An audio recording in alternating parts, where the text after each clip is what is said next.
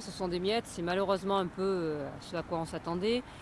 Quelques euros de prime pour les aides-soignants, donc ok, tant mieux pour les aides-soignants, mais c'est pas ça qu'on a besoin. 100 euros en plus, ça comble pas les problématiques du pouvoir d'achat, mais c'est tous les salariés qui sont en difficulté à l'hôpital, pas que les aides-soignants, pas que les infirmiers, tous les salariés, les agents techniques, les agents administratifs, sans lesquels l'hôpital ne tourne pas. Et c'est une revalorisation globale de tous les salaires que l'on demande.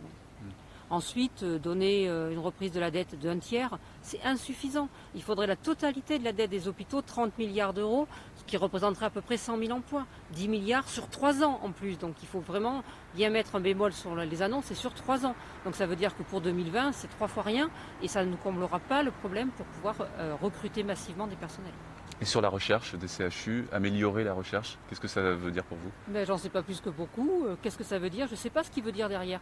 Est-ce qu'il va donner du financement pour pouvoir développer la recherche? Là, il n'y a rien. On améliorera la recherche pour les hôpitaux les plus performants. C'est quoi cette notion de performance? Enfin, vraiment, c'est non, c'est un leurre, c'est se moquer et c'est mépriser les personnels qui sont très en colère.